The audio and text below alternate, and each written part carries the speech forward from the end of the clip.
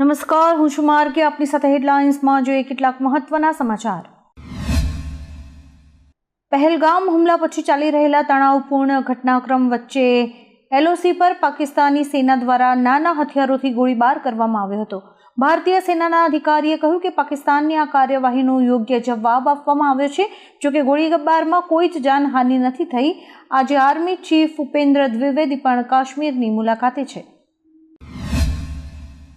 પહેલગામમાં થયેલા આતંકવાદી હુમલા બાદ લગભગ 90% લોકોએ તેમના પ્રવાસ બુકિંગ રદ કર્યા છે. પ્રવાસીઓ શક્ય તેટલી વહેલી તકે ખીણમાંથી બહાર નીકળવા માંગે છે, તેથી તેઓ ફ્લાઇટ પકડવા માટે શ્રીનગર પહોંચી રહ્યા છે. જમ્મુ કાશ્મીરના લોકોમાં રોજગારી ગુમાવવાનો ડર ઊભો થયો છે. અહીંનું અર્થતંત્ર પર્યટન ઉપર નિર્ભર છે, તેથી લોકો અને સરકાર બંનેને મોટું નુકસાન થઈ શકે છે. પેલેસ્ટાઇનના રાષ્ટ્રપતિ મહેમૂદ અબ્બાસે હમાસને કૂતરાની ઓલાદ કહ્યા છે. અબ્બાસે કહ્યું કે રોજ સેંકડો લોકો મરી રહ્યા છે. હમાસ બંધકોને મુક્ત કેમ નથી કરતું? હમાસે બંધકોને મુક્ત કરવા જોઈએ, જેથી ઇઝરાયલને યુદ્ધ ચાલુ રાખવાનું બહાનું ન મળે. ઉલ્લેખનીય છે કે ઇઝરાયલ માને છે કે 58 બંધકો હમાસની કસ્ટડીમાં છે, જેમાંથી 34 મૃત્યુ પામ્યા છે. ઇઝરાયલે કહ્યું છે કે તમામ બંધકો મુક્ત નહીં થાય ત્યાં સુધી યુદ્ધ જારી રહેશે.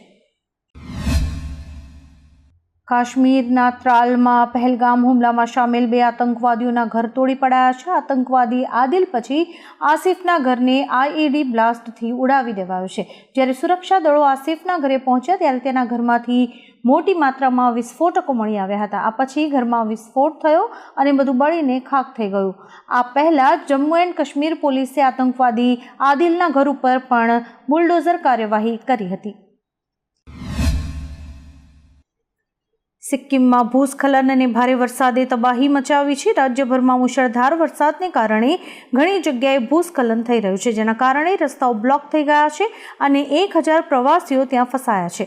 અધિકારીઓએ જણાવ્યું હતું કે ભૂસ્ખલનને કારણે મુનશીતાંગ અને લાચુંગ ચુંગતાંગ રસ્તાઓ ખરાબ રીતે પ્રભાવિત થયા છે. ડિઝાસ્ટર મેનેજમેન્ટ ફોર્સ બચાવ કામગીરી કરી રહી છે.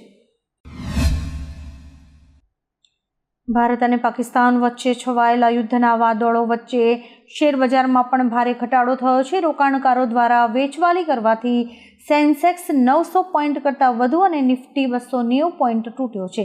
અત્યારે સેન્સેક્સ 78,880 અને નિફ્ટી 23,929 પર ટ્રેડ થઈ રહ્યા છે. દરેક ક્ષેત્રમાં ઘટાડો જોવા મળી રહ્યો છે. બધા સેક્ટર લાલ રંગમાં આવી ગયા છે. TCS અને ઇન્ફોસિસના શેર સિવાય બાકી તમામ શેર્સમાં ભારે ઘટાડો નોંધાયો છે.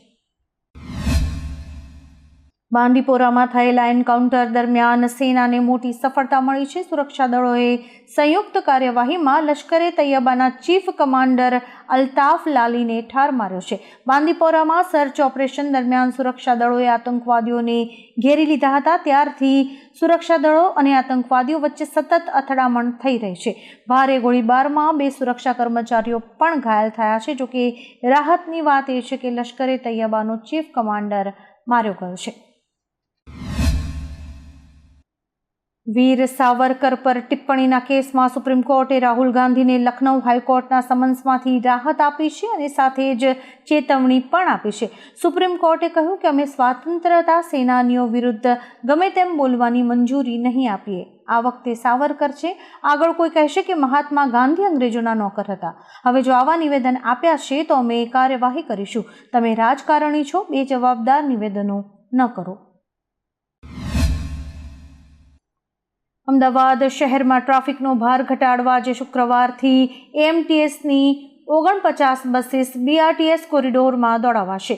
ઓડવથી ઘુમા, સારંગપુરથી બોપલ, ઘુમાથી નરોડા, ઇસ્કોનથી વિવેકાનંદનગર અને ગોધાવીથી હાટકેશ્વર સુધીની 5 નવા રૂટની બસ શરૂ કરવામાં આવી છે. આ ફેરફારથી મુસાફરોને વધુ ઝડપથી મુસાફરી શક્ય બનશે.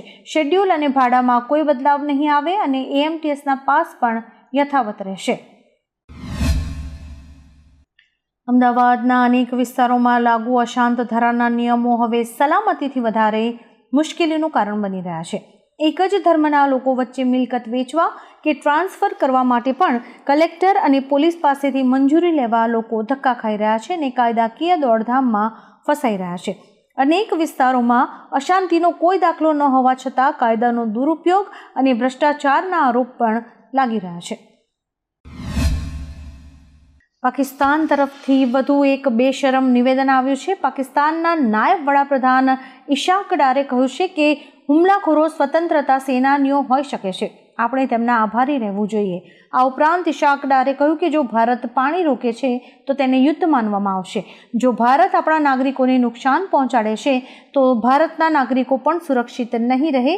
જેવા સાથે તેવા થવું પડશે. આમ તેમણે ભારતને આડકતરી રીતે ધમકી પણ આપી છે.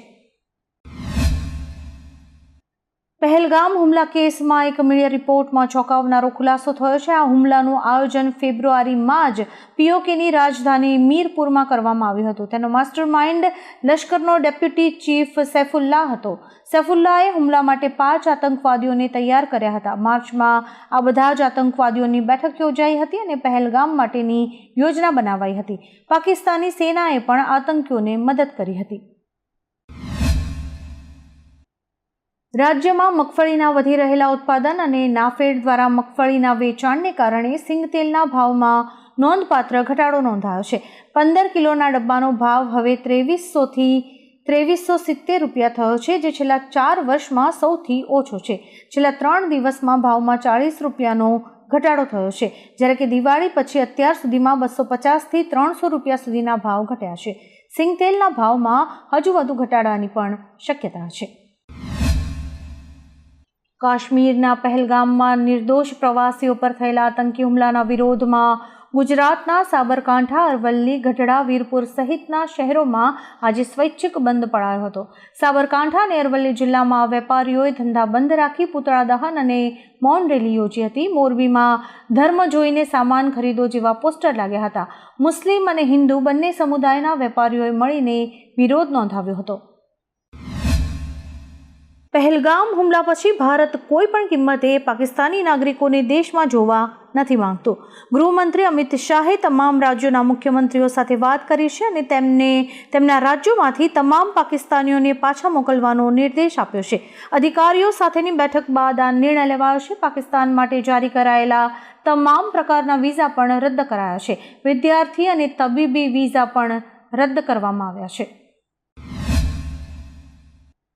નર્મદા બચાવો આંદોલનની નેતા અને સામાજિક કાર્યકર મેધા પાટકરને 2001ના માનહાનિ કેસમાં દિલ્હી પોલીસે નિઝામુદ્દીન રેલવે સ્ટેશનથી ધરપકડ કરી છે. આ કેસ દિલ્હીના તત્કાલીન એલજી વિનય સક્સેનાએ દાખલ કર્યો હતો.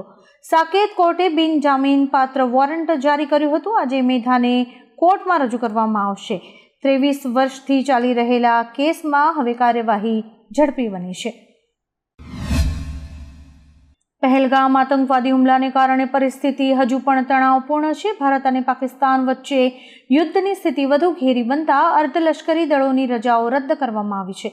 ઉચ્ચ અધિકારીઓએ રજા પર રહેલા સૈનિકોને તાત્કાલિક રિપોર્ટ કરવા આદેશ જારી કર્યા છે. શ્રીનગર પહોંચેલા સેના પ્રમુખ ઉપેન્દ્ર દ્વિવેદી સરહદ પર પરિસ્થિતિની સમીક્ષા કરી રહ્યા છે. એલઓસી પરની પરિસ્થિતિ અંગે તમામ લશ્કરી વિભાગોમાં ખાસ બેઠકો યોજાઈ છે. પાકિસ્તાનના સંરક્ષણ પ્રધાન ખ્વાજા આસિફે એક ઇન્ટરવ્યૂમાં આતંકવાદને સમર્થન આપવાના પ્રશ્ન પર કહ્યું, અમે 30 વર્ષથી આતંકવાદને સમર્થન આપવાનું આ ગંદુ કામ કરી રહ્યા છીએ. અમે આ અમેરિકા માટે, પશ્ચિમ માટે કર્યું છે, જેના કારણે અમને તકલીફ પડી છે. અમારે આ નહોતું કરવું જોઈતું. અફઘાનિસ્તાનમાં સોવિયત વિરુદ્ધ શસ્ત્રો ઉપાડનારાઓએ વોશિંગ્ટનમાં પાર્ટી કરી હતી. પહેલગામ હુમલા અંગે તેમણે કહ્યું કે હવે લશ્કર જ નથી રહ્યું તો કેવી રીતે હુમલો કરી શકે છે. કેનેરા બેંક અને ઇન્ડિયન બેંકે જાહેરાત કરી છે કે તેઓ તેમના ધિરાણ દરોમાં ઘટાડો કરશે. જેમ કે આરબીઆઈએ તાજેતરમાં જ રેપો રેટમાં 0.25% ઘટાડો કર્યો હતો. કેનેરા બેંકમાં લઘુત્તમ હોમ લોન દર 7.90% અને વાહન લોન દર 8.20%થી શરૂ થશે. ઇન્ડિયન બેંક હોમ લોનના દર 7.90%થી શરૂ થાય છે, જ્યારે કે કાર લોનના દર 8.25%થી શરૂ થાય છે. આ દરો આ મહિનાની 12મી તારીખથી લાગુ થશે. વિશ્વામિત્રી પ્રોજેક્ટની હાલ કામગીરી ચાલી રહી છે. રાજ્યના ગૃહમંત્રી હર્ષ સંઘવીએ વિશ્વામિત્રી પ્રોજેક્ટની કામગીરીનું નિરીક્ષણ કર્યું હતું. ગૃહમંત્રી હર્ષ સંઘવીએ જણાવ્યું હતું કે પાલિકાએ 45 દિવસમાં જ 50% કામગીરી પૂર્ણ કરી છે. સિંચાઈ વિભાગને ઝડપથી કામ કરવા સૂચના અપાશે. દેશમાં પહેલું એવું શહેર હશે કે 100 દિવસમાં વિશ્વામિત્રી જેવા પ્રોજેક્ટનું કામ જ્યાં પૂરું થશે. જમ્મુ કાશ્મીરના પહેલગામ હુમલા બાદ ભારત અને પાકિસ્તાન વચ્ચેની સ્થિતિ ઘણી વણસી ગઈ છે. બંને પક્ષો તરફથી એકબીજા સામે કડક કાર્યવાહી કરવામાં આવી રહી છે. દરમિયાન રશિયાએ તેના નાગરિકો માટે એક સલાહકાર એટલે કે એડવાઇઝરી જારી કરી છે. રશિયાએ તેના નાગરિકોને પાકિસ્તાનની મુસાફરી ન કરવા કહ્યું છે. રશિયાએ કહ્યું કે પરિસ્થિતિ સુધરે ત્યાં સુધી રશિયન નાગરિકોએ પાકિસ્તાન ન જવું જોઈએ.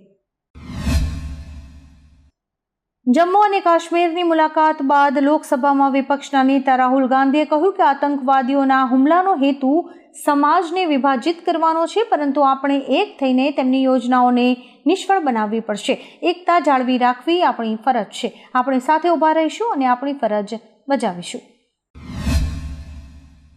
આવા જ કેટલાક રસપ્રદ સમાચારો નિહાળવા માટે અમારી YouTube ચેનલને લાઇક, શેર અને સબસ્ક્રાઇબ કરો અને જોતા રહો હેડલાઇન્સ.